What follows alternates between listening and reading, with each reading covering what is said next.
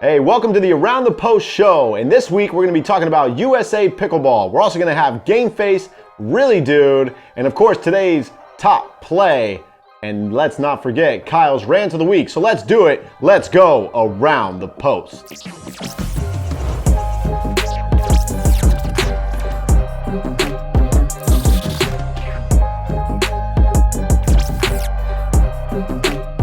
What's happening, guys? Johnny Pickleball here with Kyle Yates, and we are here at the Around the Post show, episode 1. That's right.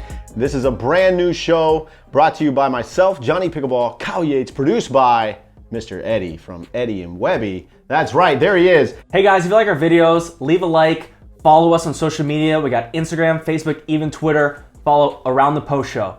First and foremost, I want you guys to know that on this show, we are going to be talking about a lot of different things. We're going to have a main topic of discussion. We're going to have some really cool segments with the top plays of the week. We're going to have Really Dude, which is going to be our epic fail play, Game Face segment, as well as Kyle's Rant of the Week. But of course, we're going to have one main topic of discussion each time. And that's obviously today going to be talking about USA Pickleball, their relevance to the sport still, the rule changes, and honestly, I want to know why they're still around, personally. Through all these segments, you can go on ahead and send us things at info@aroundthepostshow.com. If you want to see that your top play listed, or you want to see your epic fail shown, or your game face of you or your friends, or you want to send one of your friends, go ahead and send it to us at info@aroundthepostshow.com. Make sure you do that. I'm excited. I'm excited to bring some news to you guys, some news that you don't necessarily hear about all the time, but we've been in the sport a long time, and we've seen a lot of things, and we're excited to share them with you. Yeah, definitely, and have a platform to do it on. I mean, this is going to be fantastic. This is something that I've wanted to do for a while, especially as the sport grows and evolves, and all these changes that are happening with it. I know a lot of people out there have a lot of things they've wanted to say, and protection of public image might be one way to protect that. But here we go, man. And make sure you stay with us, because now we go into our next segment called Game Face. Oh gosh. Ooh. All right, so next up, Mr. John, the People's Champ Davison, has submitted. He was chosen for this one. Go ahead. Yeah, go ahead. With the full crowd of adoring fans, this must be a early round of nationals a couple years ago. I like that he's fully sitting in the chair for this. I know it's Game Face, but the squat is absolutely impressive. That's some glute strength right there. That's it. And the lip curl on the top lip, usually, yeah, I think that's pretty good. He's very into it. Looking at the ball is a little overrated, obviously, but he's watching it. Paddle behind him. So obviously had a sick dig. Snarling. Looks like a mouth breather. And my favorite part is not only do we look at game faces, but we look at the people that are also in your photos. So my favorite is the person back there, one person kind of looking at the other pros that are on the other court, and then the person with the hat behind, what was it, backwards hat, looking at his phone, and the other person having their coffee. So yeah, you were dead on for that, early morning. Early morning, possibly first round, or if anything, first round of the backdrop. No condensation on the shirt yet, so no, nothing. Beautiful court. Looks like Indian Wells, NASCAR from Nationals. Absolutely. So that's going to be our game faces, guys. Remember, submit yours to be chosen. info@aroundthepostshow.com. And we're going to be right back after these messages. Coming to a city near you, the Johnny Pickleball Show. Make sure you follow at Johnny Pickleball Andrews on Facebook. And make sure to follow at Johnny_Pickleball on Instagram. See you soon.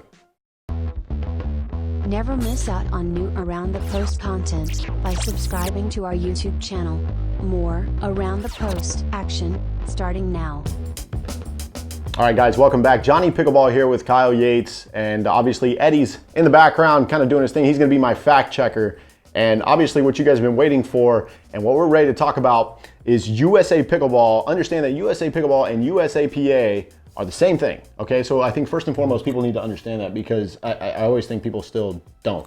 Well, they just underwent a logo change and a brand change, apparently. So USAPA is USA Pickleball. Yeah, I mean, just for clarification purposes as well. So, okay, as we get going with this, understand that, they have made rule changes.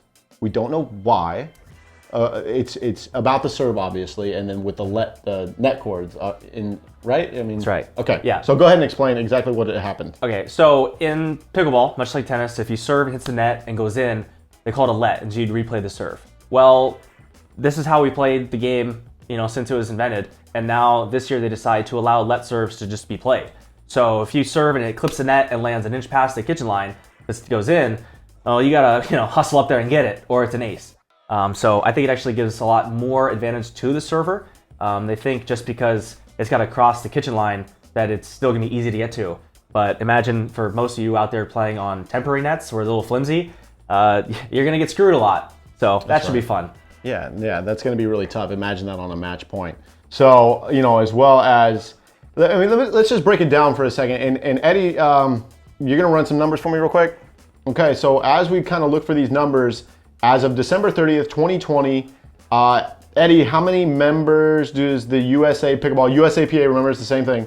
So USAPA have, as of December 30th, 2020, out of 4 million players, give or take. So remember, this is out of 4 million players, ballpark number of that, because the sport is still growing and more people are joining. So just, go ahead. Eddie, what do you got? Exactly 38,037 members.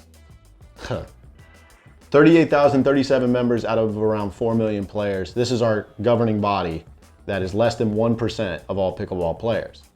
I'm no math magician, but that doesn't sound like a lot. Right. I'm just saying, man. Let's think about it. That's the people that are. Are they elected? Are the people? So you have a board. I don't know who exactly. I do know the names on the board. I'm not going to name drop. That's not what we're here for. It's not what we're going to do. But is it elected or an appointed board? I didn't get to vote for anybody.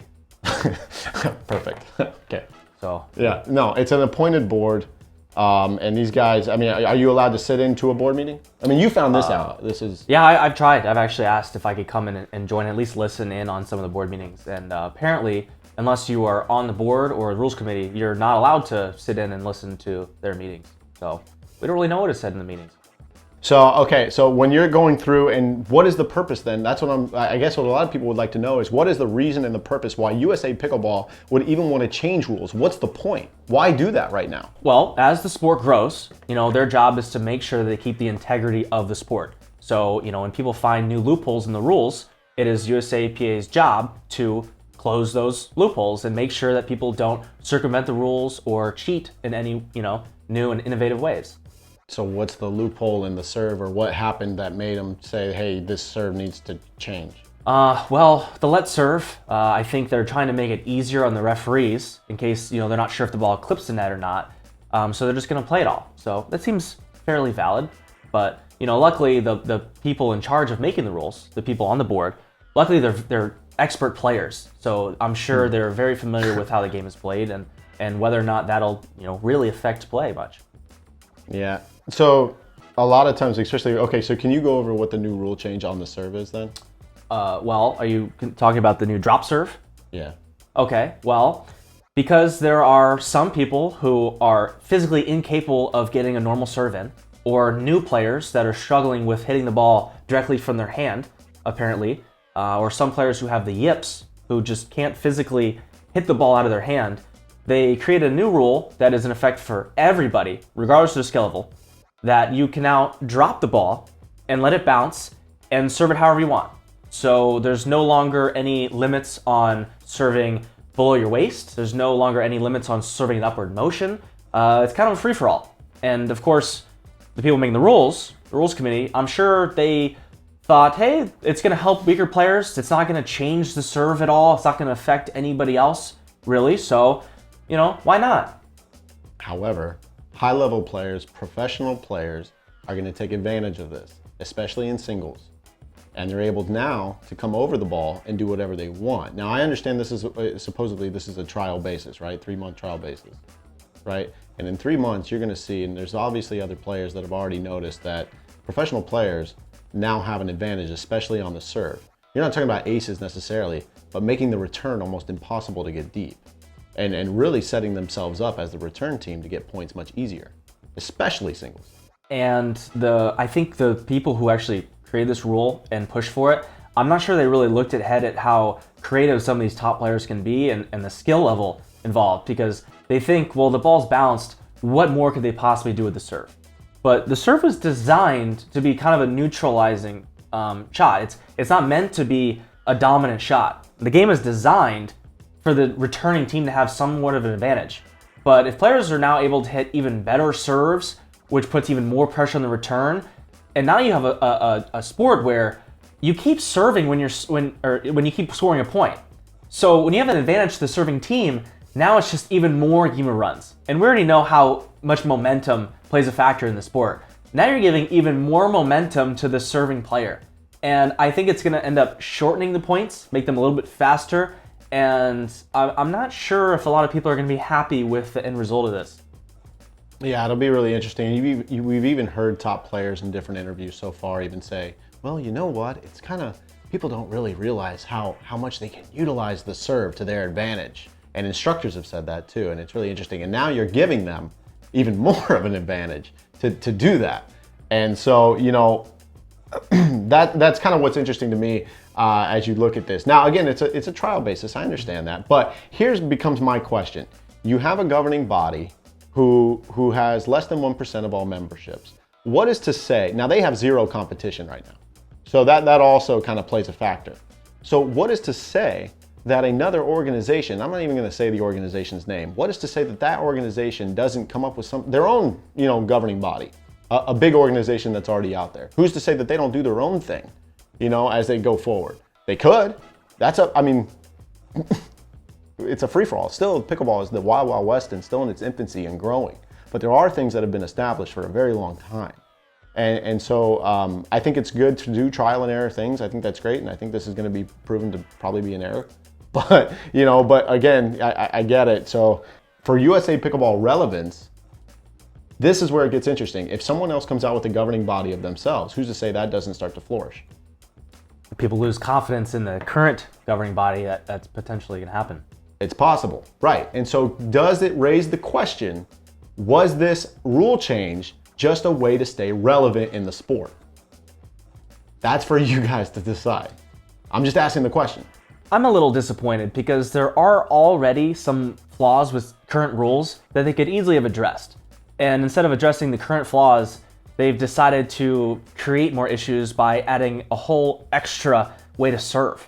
I mean, there are already some discrepancies with the current serve, you know, just hitting on your hand, because a lot of players are starting to hit a little more sidearmed, not necessarily swinging up at it, a little more from the side. And so you're seeing players already taking advantage of the current rules. We've already even seen a couple players spinning the ball on their serve, trying to generate extra topspin with their hand. So I feel like there's already loopholes that players are finding to kind of cheat the system, and the USAPA doesn't deem those issues, but then they decide to throw in a whole extra serve with its own issues that I don't think it really even solves any problems, just creates more issues for the referee. Yeah, and again, it's the issues for the referee. However, I will back up and say though real quick, man, that like, can you imagine though, they probably do talk about so many different things. And we don't know though, that's the problem. There's no transparency. You're not allowed in board meetings. We don't know what's discussed. So that's the hard part. We're not, you know, they could be talking about all these things. We don't know. That's the beauty of it. So, but again, I think there needs to be a little bit more transparency. I think people need to be able to do, to be able to get minutes or see what's going on in these board meetings that they have at the minimum, you know, just so people know. Or maybe the people should just be elected that are in these positions. But that's for other people to decide too. That's not just us. I mean, that's for everyone out there to decide. So that's the beauty of it. Any more thoughts on what you have for it? Yeah, the USAPA has already had a history of changing rules, especially without asking its members. Now, a few years ago, there was an uproar when I hit a ball and decided to physically blow it over the net. And people thought that was crazy, but it was legal. USAPA did nothing about it. They say it's in the rules, okay? Me personally, I felt like I was pushing the rules a little bit. I feel like that's probably shouldn't be allowed, okay? My opponent's ball even landed on the net and I ran up and I blew it back over and won the point. Now, I'm known for pushing the limits of the rules, but we have to draw a line somewhere. And now we're seeing players physically spin the ball with their hand to generate more topspin. Now, when has that been okay? In table tennis, there's clear rules preventing that. because spin is a factor, and you should have to manipulate spin with the paddle, not with your hand, not with the air coming out of your lungs, but with the paddle as the game is designed. So you have players who are spinning the ball, and credit to them for being innovative and pushing the limits. But this is the USAPA's job, is to prevent players from circumventing the rules and reeling them back. So instead of allowing them to spin the ball with their hand, why not just have them drop it flat or toss it up with an open palm as in table tennis? It's a clear rule in table tennis because you shouldn't be able to add spin with your hand. That just defeats the purpose of the game. It circumvents the integrity of the sport. So USAPA, look into that, please. We saw a player doing it a couple years ago at Nationals and physically adding more spin with his hand. And now you're just opening a Pandora's box, letting players coming up with all sorts of different ways to cheat. And it's not really a good way to go. Yeah, for sure. Eddie, what's your thought? Yep, thanks, Eddie. All right. Good conversation, Eddie. Always a pleasure. Awesome. And, another thing as we go through this, guys, we're going to be going through a lot of different things and a lot of different segments. And for USA Pickleball, we just ask you to be a little more transparent, but it's for up to you guys to decide what you think of the rules. And I encourage people to make their voices heard on what, you want to be done and as this game grows. That's fine. So make sure you stay with us. We're going to go to commercial, but make sure you come back because we're going to be going to the epic fail really dude moment. And that's going to be a nice video that, again, you can submit to info@aroundthepostshow.com. We'll be back right after this. Does life sometimes cause you extreme heartache or stress? Do you suffer from seasonal allergies or the common cold? Then maybe you should consider Eddie and Webby. Eddie and Webby most likely won't be able to help with any of these symptoms, but Eddie and Webby do provide high-quality pickleball content on YouTube. Rare yet sometimes frequent side effects of tuning into Eddie and Webby may include uncontrollable laughter, severe entertainment, loss of appetite, or a total waste of time. Eddie and Webby may not be right for everybody, but if you like pickleball, Eddie and Webby might be exactly what you're looking for. Do you want your top pickleball play featured on our show? How about your game face, or epic fail? Email it to info@aroundthepostshow.com. All right, guys, welcome back. Johnny Pickleball here with Kyle Yates as we are ready for Really Dude, our epic fail video of the week. Eddie, roll it. Sick Ernie. Oh, he's got it. Oh, where'd he come from? Oh, he's got it. He's got it. He's going with the pancake. Oh, sick tricks. Oh, in the face. Right in the face. Eddie, go ahead and run that back. Look at this. It's not even about the shot to the face. It's the partner's reaction here with the arms up in the air. There's it, the face, really, dude. And this play is from Chris Dickert from Alabama. Chris, you got to turn around and go back to your own side here. And that is really, dude, with our epic fail of the week. Guys, make sure you submit that to info@aroundthepostshow.com to see if your video of an epic fail is chosen for the show. We'll be here every other week, twice a month, for those that need to know that. So that's going to be twice a month. We're going to get right to it. Top play of the week. So this one's going to be brought to you Bryce Haslam, Chuck Taylor, Jake Waldrum from Orem, Utah, and brought to us from Phil Lamaro, I think is how you say it, Lamaro, and a lot of defense. Solid 4-5 play here. Low cross court dink. Fast and It's furious still going. here. Backing up. Uh-oh, back up, boys. Defense wins championships. They're still going. Indoor Hammer. Dura. Put the ball away. Yeah, Can't do it. that was long. Defense finally prevails. And again, guys, that's going to be brought to us from Phil Lamaro. Do you know how to say his last name? Lamro? Lamaro. That's right, from Orem, Utah. I even hope I said that correctly. But thank you for sending that in. And I think it was Bryce Haslam, Chuck Taylor, and Jake Waldrum as well. And that's fantastic, for our top play. Again, if you want to see your top play, info@aroundthepostshow.com. So next up, we're going to get right to it. Kyle's rant of the week. I have been trying to grow this sport for a decade now, 10 years, and I'm truly amazed at how far it's come. It has changed quite a bit, but we have to choose carefully how we keep progressing. Over the years, I've seen so many rule changes that not only fail to solve any issues, but seem to only create new problems, while obvious flaws were never addressed. My issues are not entirely with the rule changes themselves, of which I have plenty of concerns, but rather to what discretion is used when making these changes. Remember the phrase, no taxation without representation? Well, King George was changing rules without the consent of the people. And here, in the sport of pickleball, we have an oligarchical rules committee changing rules and shaping the sport without the consent of its members. Now, when was the last time you were even surveyed about a rule change? I've tried to sit on a board meeting, but I was rejected. And it's not just a personal vendetta against me. Nobody is allowed to sit in on a board meeting other than the board and committee members. But as a paying member of the USAPA, do I not have the right to express my views about where the sport is headed? I mean, I'm paying them.